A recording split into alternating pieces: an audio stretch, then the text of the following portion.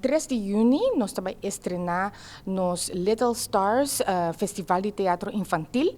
E aí aqui com 3 escolas participando, é um projeto piloto aí aqui, danke na Prins Bernhard Cultuurfonds e web, com a suporte para a cintura que é possível, no sentido de decor, diretor, como tá bisa, costumes na que aqui não, pues tas 3 escolas participando e nang mês a criar nang mês uma versão de como não te quer que o Capuchon Cora esta road copia mesterzita eruit dingen tempo nang aqui nang.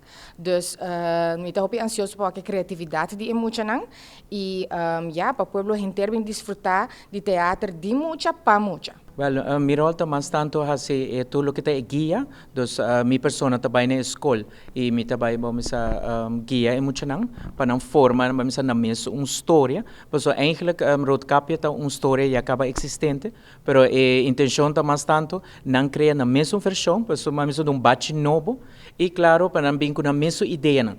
So no tabay pa llega e mamiso ko história klar.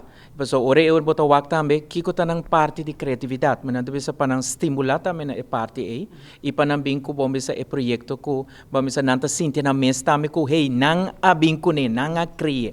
Pues esse é mais importante mi rol dos pa bom bisa guia nang pa llega bom bisa nang obra final de Capuchon Cora. Voor die año 2019 nós sabemos desarrollar ideia nang pa laga teatro na Aruba cresce, dus teatro como disciplina e já nós há vários tipos de projetos e entre outros razões de Corsau que tá hopi conheci para o teatro para jovem. Pa iku hoben abing também dona nos workshop nang abing inventarizar e assim bambisa nang sende emecha pa criador de teatro de Aruba também por participar mais e criar mais e sentir nang mes você útil de ramo com nang assim pe escola anta escola Caquetillo. Vamos ter uma escola especial, nós temos Sandro Bogart e nós temos o Colégio Sagrado Coração. Dos 2 escolas básicas, uma escola especial, para ter em conta que é muito especial também. E 3 escolas aqui, tem mais ou menos 85 muitas que também participar.